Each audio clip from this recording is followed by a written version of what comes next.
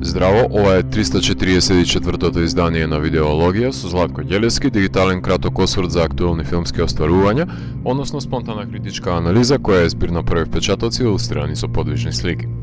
На денешниот репертоар е Благост Lessons од Стефан Командарев, во кој станува збор за 70 годишната пензионирана учителка Блага, глумена од Ели Скорчева, која важи за строг педагог со скрупули, која е затекната во измама откако ќе добие вознемирувачки повик од незините ограбувачи, кои ќе ги изнудат од неа парите кои ги чува за купување на гробот на незиниот сопруг, своеволно да ги фрли низ тераса. Штом дознава дека е измамена и полицијата нема да го возможи враќањето на незините пари, водена од срам и реваншизам, се впушта во криминогените канали, станувајќи една од куририте кои ги збираат фрлените пари од улица од преплашените жртви, се додека не биде забележана од сведоците. Дополнително го загрозува состојаниот живот, што му одлучува да се одмазни на незините ограбувачи.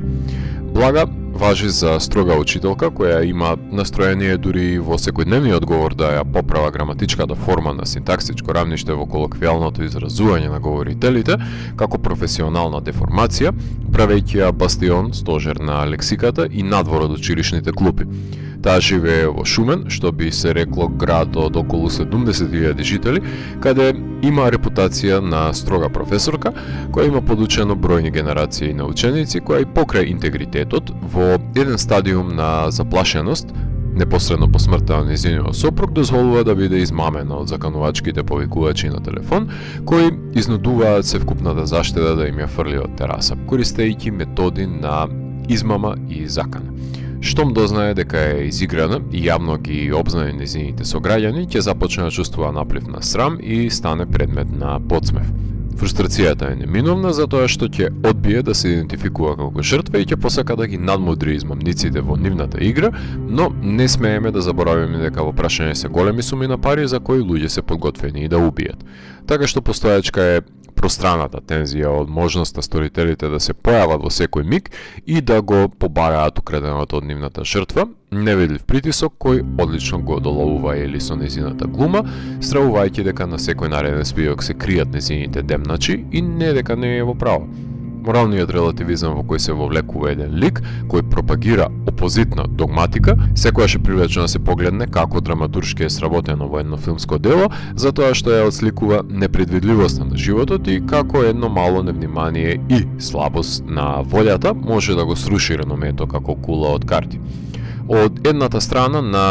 Терезијата ја имаме наивноста на Блага, која подлегнува на вербалната закана, која ако резолвираше со спуштање на слушалката и игнорирање на палнатамошните повици, немаше да имаме филм за гледање, но исто така јас сум огромен поборник против искомплексираниот гледач кој од удобноста на домот им суди на ликовите кои се во агитирана, вознемирана состојба, кои не се при себе, судејќи како требало да се реагира, занемарувајќи ги екстерните фактори кои доведуваат до таа состојба, правејќи го за мене потполно неважно тоа и релевантно мнение. Починува сопругот, растргната е во таговен процес и јаремите на погребалниот конгломерат, коренито менувајќи го досегашниот живот и вознемирувачкиот повик доаѓа во најпогрешниот миг од животот, а како што можеме да забележиме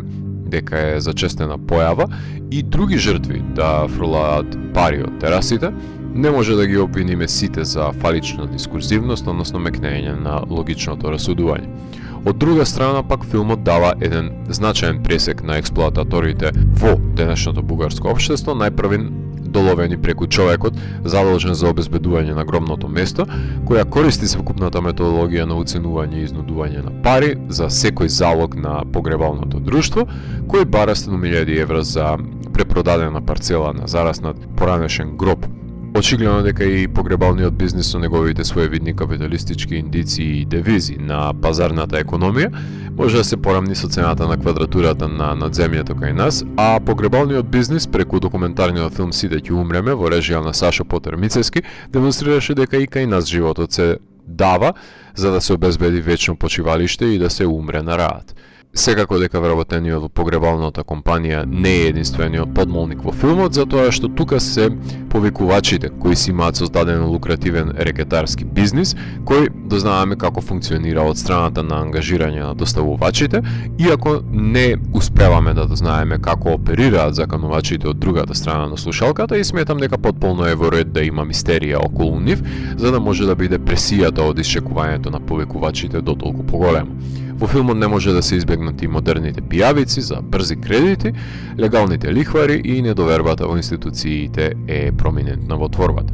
Ако си земеме за право да одзумираме од инцидентот со Блага, ќе детерминираме во каква средина таа живее, малограѓански округ кој, наместо да сочувствува со јаловите животни вијуги на кои им робува, тие ја исмеваат незината лековерност, потполно уништувајќи го угледот и кредибилитетот кој цел живот го градела, сублимирано од незиниот син, кој работи како возач на камиони во САД, кој посочува дека Блага, која била од големото добро утро, дозволила да биде прелажана.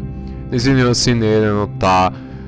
1/3 на жители на Шумен, кои во изминатата деценија имаат мигрирано надвор од државата, а нивната антитежа е бегалката, на која Блага и дава приватни часови за совладување на бугарскиот јазик, која сака да стане жител на таа земја, една од малкуте на која заедничкото поминато време и допушта да ја согледа Блага во секое светло, која демонстрира најголемо сочувствување со неа, па дотолку е посрцепарателен епилогот во кој секоја сугестивна насилна акција си има своја колатерална штета, што сметам дека е смела одлука на сценаристите Командарев и Венциславов, кои од социјална мелодрама со се присутни социокритички нишки завршуваат во трилер. Религиозната пресија за декорирање на гробот, за 40 дена на душата и останатите христијански ословувања се присутни во делото, но останува без коментар овој синкретизам прифатен како аксиома, како што е и искачувањето на бројните скали на споменикот, кој за градот има едно значење, а за истрајноста и посветеноста на намерите на Блага има друго. Во овој Шумен парите не се идолатрија, туку ново божество во кое се верува и за кое се убива. Дали ќе ја научи лекцијата прагматичната професорка која ја носи погрешната и рационална одлука, не знаеме. Несомнено дека можеме да направиме компарација со последните работнички филмови на Кен Лоуч за неправдата во која е вовлечен обичниот човек, кој е беспомошен пред законите кои не го заштитуваат и институциите кои го занемаруваат. На стилистичко рамниште е поблизок до филмовите на браќата Дарден, затоа што камерата не се одвојува од Блага и залемене гледачот со незината стоицистичка репресија на емоции од почетокот до крајот на незиниот реваншизам, што значи дека емпатијата и приврзаноста е неизбежна, меѓутоа тоа го знае и самиот режисер, кој го става на тест гледачот, која ќе го загуби моралниот компас Блага, која се колнеше во него како во крстот, кој треба да стои на незината надгромна плоча и петокраката на епиграмот на сопругот. Можеби тематски најсродно е со овогодишното Санденс хитче популистичкиот Телма за супербабичката која го реши Малколм Макдауел и неговата багра на измамници во ведар и хумористичен манир, како што не е случајот со бугарскиот филм, кој е зациментиран во причинско-последичниот каузалитет на погрешните одлуки донесени во исклучителни околности. На впечатлив начин е употребена свитата на композиторката Калина Василева, која Блага ја слуша со восхит на почетокот на филмот, но откако ќе се вовлече и самата во нечестивоста и аморалноста, не е подготвена да се соочи со резонанцата на убавината која еманира од свиреното класично дело, па таа загрозеност од себе си и препуштеност на сопствените мисли на овој самотник ја присилува да ја напушти изведбата. Честиот соработник на режисерот, кинематограферот Веселин Христов, прави неколку скокови во аспектот на рамката, од кои првиот се однесува на стадиумот на устанувањето на губитокот на сопругот на Блага, кој за да биде иронијата поголема е поранешен полицаец, потоа станува уште поривиден за време на повикот и се проширува во останатиот тек на филмот. Безнадежноста на затекнатата ситуација секако дека дополнително се акцентира со десатурираните бои. Монтажата е на Нина Алтипармакова, која со финеса ги прави скоковите во време, за да може да биде безпрекорно следењето на агонијата на Блага, па олеснителна околност е тоа што филмот е лојален на перспективата на протагонистката, па со таа прилепеност на камерата до неја се олеснува работата на монтажерката, која има една наративна линија како централно течение со повремени клисурести за странување. Бугарскиот режисер Стефан Командарев го добива светското внимание од филмската фела уште од првиот долг филм Dog's House, односно Пансион за кучета, од 2000 година, каде исто така пензионерка, овој пат оперска пејачка, беше закана за заедницата поради заљубувањето во 20 годишникот, прикажан на Берлинале, Сараево и Black Nights во Талин. Во раните 2000-ти снима документарни филмови за жителите во руралните предели во Бугарија од различни етникуми и нивниот соживот. Во 2008 година го режира роуд филмот со Мики Мануеловиќ The World is Big and Salvation Lurks Around the Corner, кој глуми дедо кој му помага на неговиот внук да дојде до своето себеспознание, награден на фестивалите во Тајпеј, Варшава, Берген, Black Nights, Цирих,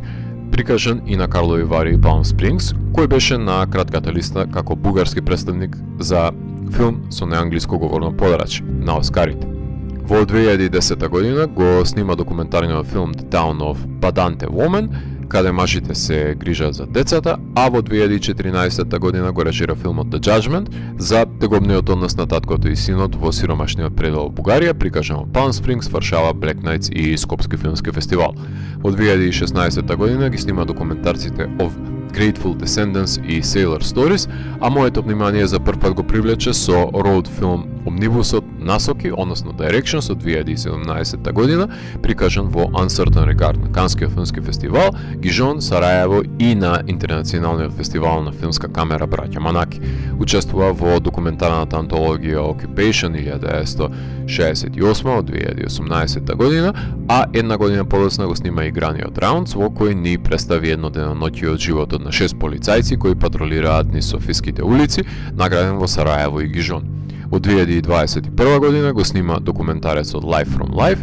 за проблемите со трансплантација на органи во Бугарија, и во подготовка е неговиот нов филм Made in EU за шивачката од малиот град, која за време на COVID пандемијата крие дека е болна за да ја задржи работната позиција, која ќе биде шиканирана од страна на заедницата, која ќе ја обвини за ширење на вирусот. Така што, слободно може да заклучиме дека Командарев милува да снима филмови за обичниот, најчесто занемарен човек, кој е ставен во незавидна позиција, чишто секој обид за излез од неа ќе резултира со осуда од заедницата, правејќи приказ на фаличноста на општеството и вредностите кои ги пропагира, ама само на хартија. На некој начин Благas Lessons затвора трилогија започната со Directions и Rounds. За мој вкус би преферирал побрзо да ескалираат непогодностите на доставувачката дејност на блага со цел да се зголеми животниот влог, а камерата е преблиску до перспективата на ликот и не остава простор за останатите ликови да се изборат за вниманието на гледачот, па нивното кратко појавување не секогаш е најефективно, ама пак е самотен лик во прашање, така што преку односот на околината со него спознаваме на какви вредности не се темели светот околу неа, давајќи коментар и на модерното бугарско општество. Филмот имаше својата премиера на Карлови Вари, каде освои Кристален глобус за најдобар филм и Елис Корчева за најдобра актерка, а потоа беше прикажан во Сараево, Палм Спрингс, Калгари, Солун, Тајпеј, Гетеборг, Софија, Хонг Конг, кој успеа да добие номинација за наградите Сатурн и стана представник на Бугарија за интернационален Оскар оваа година, но не дојде до номинацијата во тешката конкуренција и да се надеваме дека наредната година ќе им успее тоа на Грозева и Валчанов со Триумф со Марија Бакалова, кои се представници на Бугарија. Благас Lessons дистрибуиран е од артхаус куќата Херетик. Срцепарателен филм за експлоатирањето на добрината на обичниот човек од страна на користољубиви паразити на заедницата, која ја осудува жртвата за незината наивност. Човекот се мери во неговите највисоки и најниски стадиуми на постоењето, кога подлегнува на секакво влијание, само да може да ја придуши болката која го подучува дека е жив и секоја себична одлука води кон колатерална штета. Ако морам да го евалуирам, тогаш Благас Lessons од мене има 4 од 5. Доколку ви се допадна 344-тото издание на дигиталната архива Видеологија, лајкувајте го видеото, споделете го и следете го каналот. Последете и постанатите рецензии на виртуалната полица. Ви благодарам за вниманието. Поздрав!